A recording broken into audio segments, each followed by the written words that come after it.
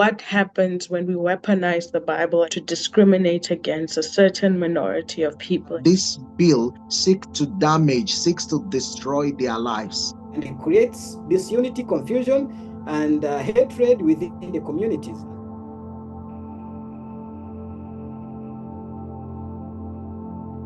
Hey, ich bin Miriam von Brot für die Welt und der Backlash gegen LGBTQIA+ Menschen weltweit ist real. Zunächst einmal, was bedeutet eigentlich LGBTQIA+?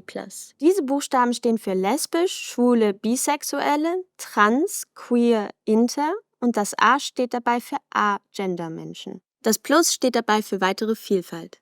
Wenn ihr diese Begriffe nochmal nachlesen wollt, dann findet ihr sie im Glossar der Bundeszentrale für politische Bildung. Link ist in der Description. Aktuell sehen wir aber eine beunruhigende Entwicklung. Immer mehr Staaten erlassen Gesetze, die die Rechte von LGBTQIA+-Menschen einschränken. Ein aktuelles Beispiel ist Ghana. Dort hat das Parlament kürzlich ein Gesetz erlassen, das harte Strafen für LGBTQIA+-Menschen vorsieht. Menschen, die sich als LGBTQIA+ identifizieren oder UnterstützerInnen, drohen mehrjährige Gefängnisstrafen. Aber Ghana ist leider kein Einzelfall.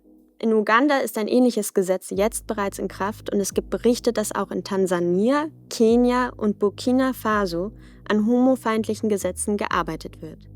Lasst uns nochmal einen genaueren Blick auf Uganda werfen.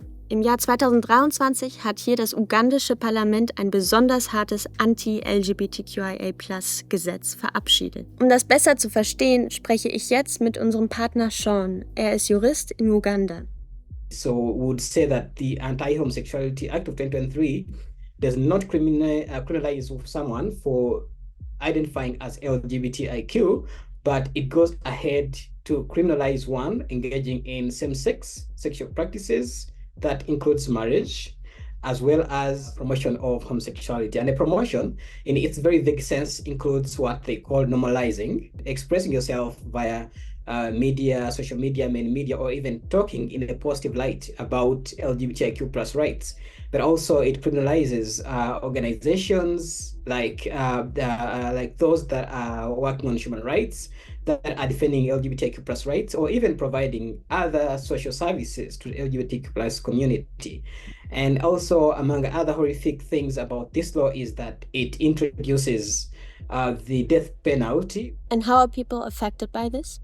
Every heterosexual community has someone they know who is gay, either their child, a relative, or someone of any other kind, and they have to live in a situation of denial where they have to lie to the other members of the public that they are not related to that person, or that they actually do not appreciate what that person does. But also I've seen parents who have had to even, kind of drive their own children away from homes because they have to succumb to the pressure of the people in the community saying you have children, you have a child who is an abomination. So the parents have to try to get their children away from their homes. All right, but what happens to these young people? When these younger people leave their home, they end up in the capital of the country and in some other major cities where not only human rights continue against them, but also largely we've seen several LGBTIQ persons resorting to sex work in the sense that they are not out of choice, and this has developed into a problem of HIV. So all that is very challenging, and it creates disunity, confusion, and hatred within the communities, as opposed to protecting what they say is national values. And has this anti-LGBTQIA+ sentiment always been around? There is evidence that before colonialism, there existed LGBTQ persons in Uganda, and they were not persecuted within the communities. I think it is only when the law or the criminalization came into effect at time of colonialism. In fact, if anything, not even by the locals, but by the colonizers, that's when it kind of provided and made an inference to the local community that LGBTQ persons are not right persons. And then we then see evangelicals from the US, from extreme groups in the US, coming into the country, teaming up with, again, other individual pastors within Uganda who ascribe to such thinking and promoting hatred at a larger scale in the country. So anti-LGBTQIA+ hatred and discrimination has been introduced all over the world through colonization, actually. Thank you very much for that insight, Sean. Aber zurück zu der Situation in Ghana.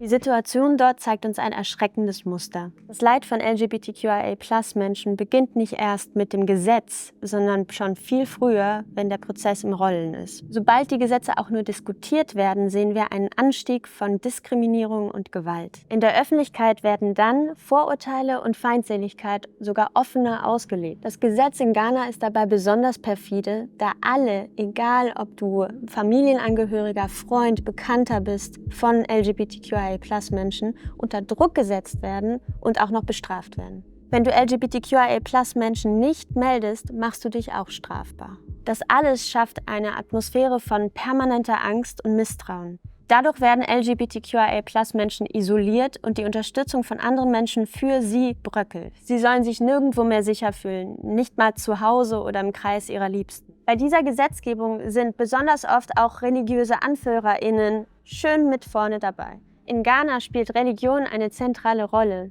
und genau deswegen haben diese Stimmen einen ziemlich großen Einfluss. Dagegen haben sich Menschen eingesetzt und einen Brief an die ghanaische Bischofskonferenz geschickt. So that letter is basically a pastoral letter from us, reminding the bishops of their duty, but reminding them the harms and the dangers of them supporting draconian and criminalization against LGBTIQ people. We, from a faith community, does know that bill has nothing to do with the human rights of the people. I did mention in the letter telling the bishop, now that it is passed, then the church should be ready to provide support and assistance, including legal support, lawyers, and every other kind of support to the people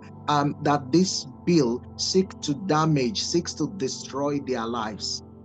Auch in der innerdeutschen Geschichte finden wir viele grausame Beispiele für die Verfolgung queerer Menschen.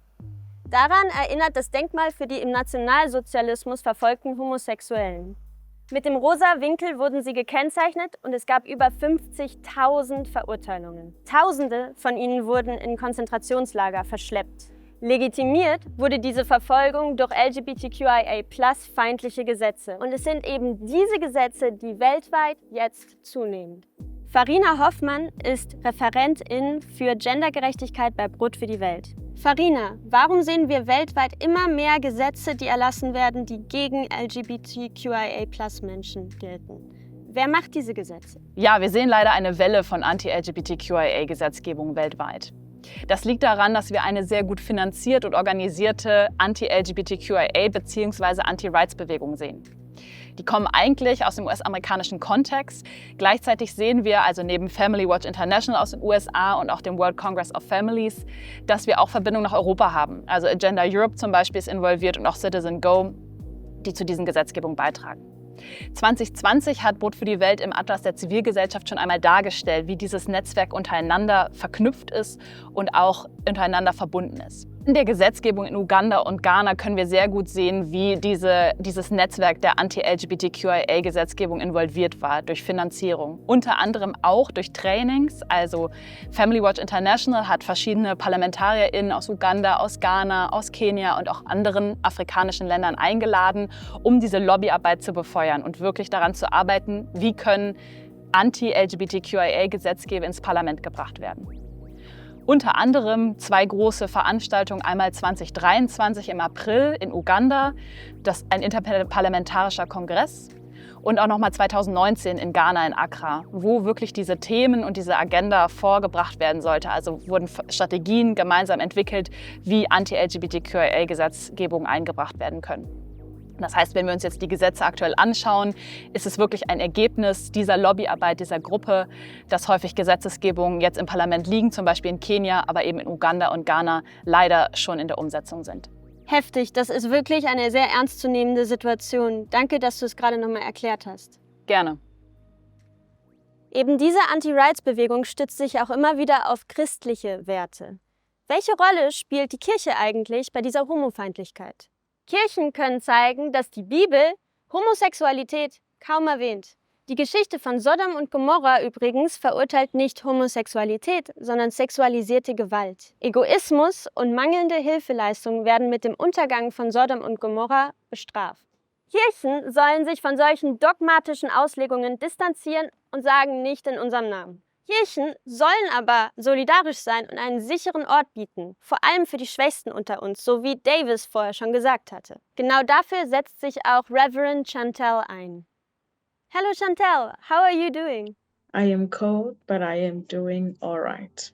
What? It's so hot over here. Anyways, which role does the church play in discussions about LGBTQIA+? There are people who are trying to have certain dialogues and teach people and interpret the Bible from different perspectives and different kinds of views, and showing what happens when we weaponize the Bible against a certain minority group, because it's not the first time that this has happened, probably not be the last time that the Bible is used to discriminate against a certain minority of people. And what is your opinion about that? What role should the church play? It doesn't make sense for us to claim the ultimate truth in whichever denomination that we sit in, because then what do you say about your mysterious God? Have you figured this God all out, or is it a God that is mysterious and will stay mysterious, So there are certain things that are really not absolute truth, especially in religion. And it's okay. It's okay for us not to understand other people, but it's also okay for us to accept that other people will explain themselves to us. But the most human thing, or the thing that is dignified, is to give everybody a chance to speak on their own behalf, because at the end of the day, we are created diversely. Okay, but what can we do? Let people treat people with human dignity. If you're saying that you believe in a God that is for everyone, then let your God be for everyone. Wow, that is a very powerful message. Thank you so much, Chantel. Have a good day. Thank you. Have a good day too. Die Kirchen, aber vor allem die Menschen, die sich in der Kirche engagieren, machen bereits Schulungen zu LGBTQI-Rechten und formulieren öffentliche Statements. Außerdem bieten sie Safe Spaces an und machen Seelsorge. Ihre Rolle ist es auch, theologisch LGBTQIA+-Rechte zu unterstützen. Wenn euch dieses Video gefallen hat, dann liked und teilt es gerne und lasst ein Abo da.